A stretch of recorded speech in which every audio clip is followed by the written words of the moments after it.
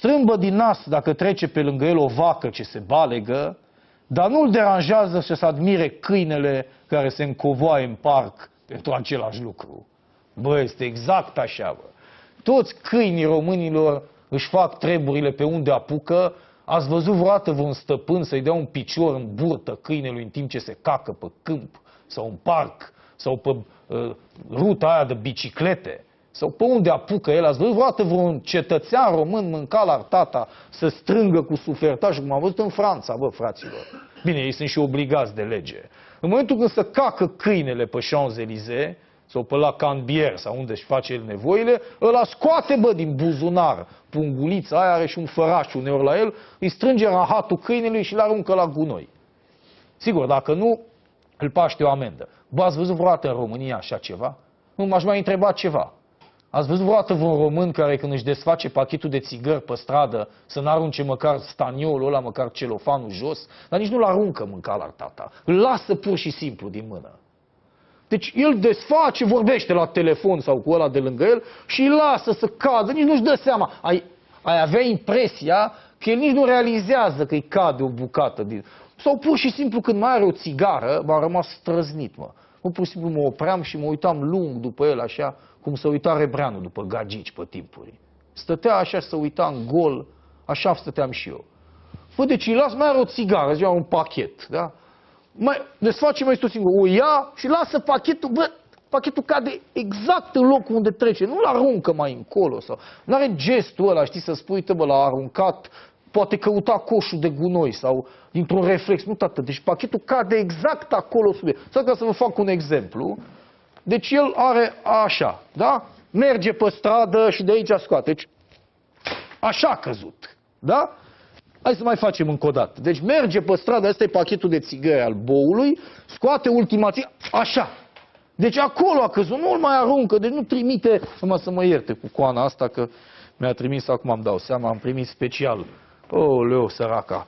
Jurnal de leadership se numește, personal mi-a trimis duduița asta pe care o vedeți aici în imagine, conform principiului femeia, numai când are nevoie de tine, apelează. Dar mi-a trimis să-i fac probabil reclamă la această revistă. E adevărat că nu ne-a mai venit niciodată. Cariere, jurnal de leadership, singura femeie care zboară, Mihaela Olteanu, pilot de acrobație. Să rămână, doamnă, n-aveam nicio intenție, pur și simplu mi-a venit așa. Bănuiesc că este o revistă serioasă, în cel caz mai serioasă decât astea despre fufe. O vedem și aici la interior. Da, tot respectul nostru, sigur, pentru o astfel de meserie. Da, vreau să exemplific, n-am nicio legătură cu chestiunea asta. Puteam să fac și cu paharul de apă, dar m-am gândit că nu mai avem altul, să nu rămânem fără el. Deci așa să lasă pachetul de țigări. Dar asta nu era din kamikaze, dar mi-a venit minte acum. Bă, este absolut monumentală această chestiune cu balega. Hai să mai citim o dată. Pentru că strâmbă din nas dacă trece pe lângă o balegă sau pe lângă o vacă ce se balegă, e cam același lucru, dar nu-l deranjează să-și admire câinile când se încovoaie în parc pentru același lucru. Bă, toți câinii ăia care, într-adevăr, contorsionați, așa, într-o postură de aia jenantă pentru tine ca stăpân, mă.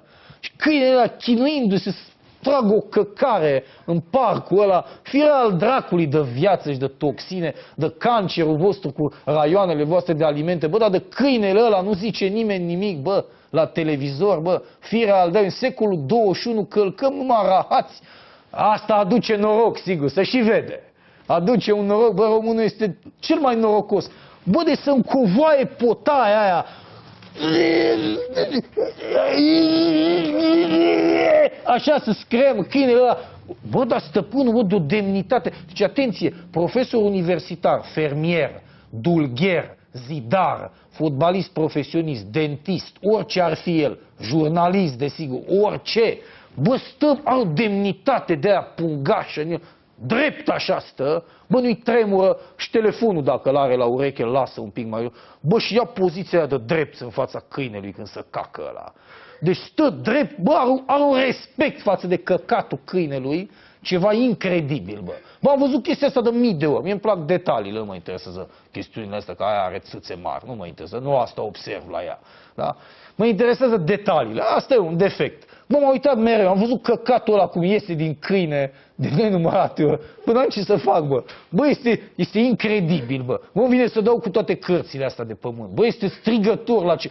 Bă, toate exemele alea din câini, toți asmatici, toți reumatici, lumii, mă, să duc în toate parcurile astea și să cacă non-stop, mă. Bă, deci, putăile, cei mai mari, Saint Bernarzi, nu contează, da?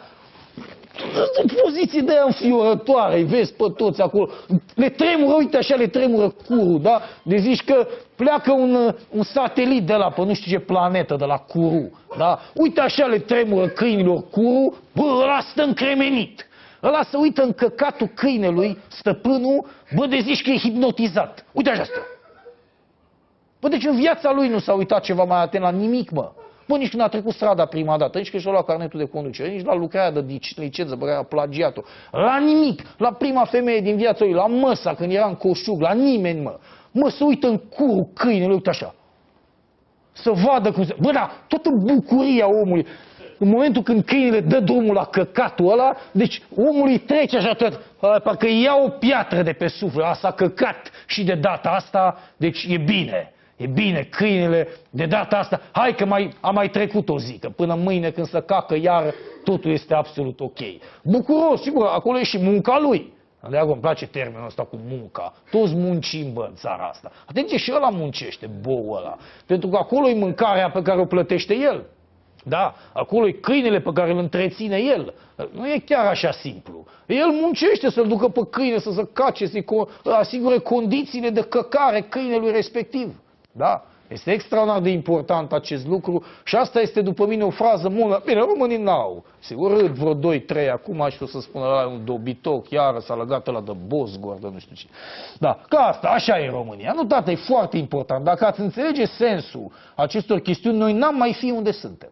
Ca țară. Da? E extraordinar. Că de la lucrurile mici ne pornesc lucrurile mari. Da? Nu putem să devenim academicieni dacă noi nu știm să ne strângem nici mucii pe care îi suflăm pe stradă. Nu avem cum să ajungem până acolo.